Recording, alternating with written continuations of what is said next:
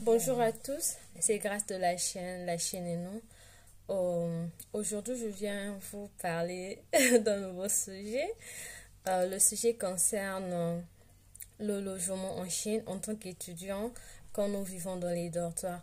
Bon, comme je l'avais dit dans mes vidéos précédentes, ma chaîne est précisément pour ceux qui veulent venir étudier en Chine, pour leur parler des réalités que nous croisons ici, des bons et des mauvais moments. Aujourd'hui, ma vidéo, comme je l'ai dit tantôt, c'est sur les règles à suivre quand nous vivons au campus. Bon. Moi, je suis étudiante à Hunan University. C'est dans la province de Hunan. La ville s'appelle Changsha.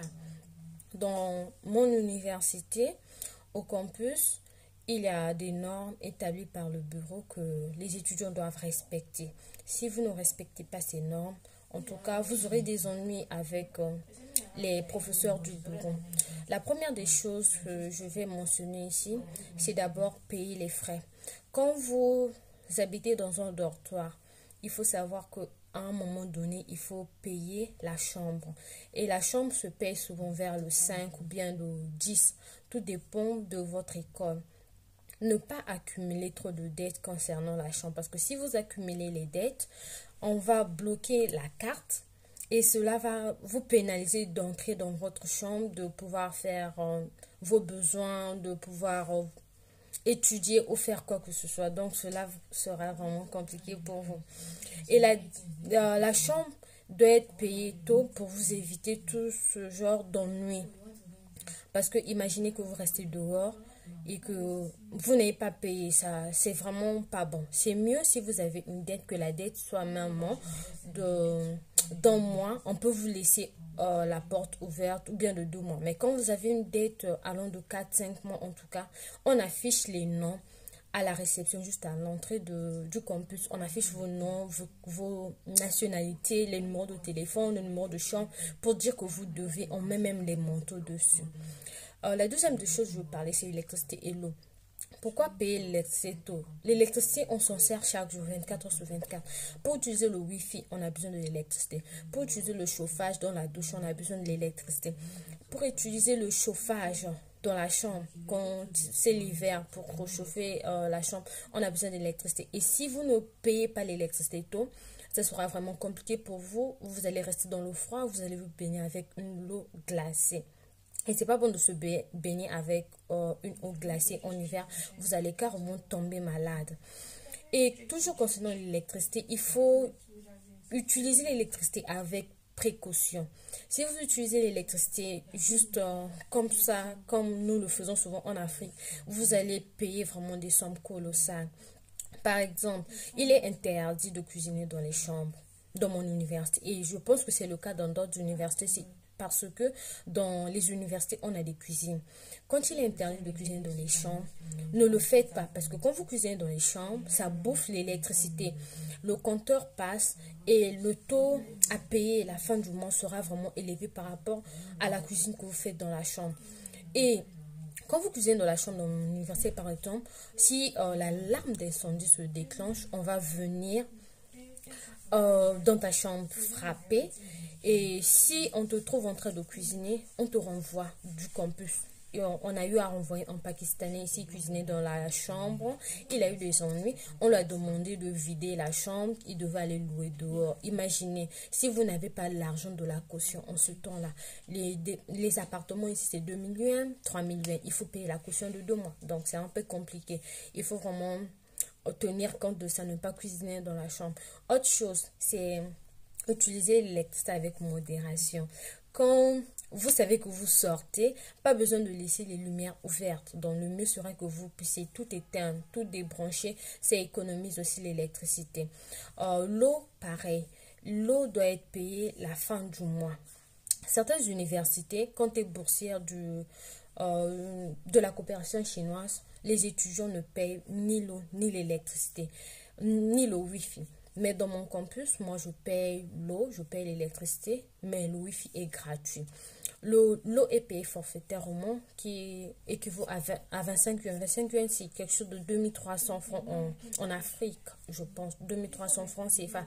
Et ces 23 yuan, je peux utiliser cette eau pendant 6 mois ou 4 mois. Si je ne fais pas la lessive dans ma chambre, si je vais à la buanderie utiliser les machines pour laver les habits, je peux utiliser cette eau pendant longtemps. Mais si j'utilise souvent l'eau de la chambre, cette eau ne dure pas, donc du coup, je dois aller recharger la carte.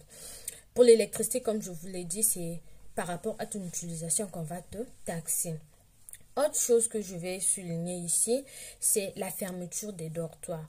Nous sommes à l'étranger, nous ne sommes pas chez nous. Ce que j'aime dans mon université, c'est quoi? À 22h30, on ferme les portes. Donc, tous ceux qui sont dehors, pour rentrer, c'est compliqué. Tous ceux qui sont à l'intérieur ne peuvent plus sortir. Donc, quand vous sortez, évitez de rentrer tard. Il se pourrait que dans votre école, il y ait aussi ce genre de règlement, mais vous ignorez. Donc, en arrivant dans l'établissement, renseignez-vous.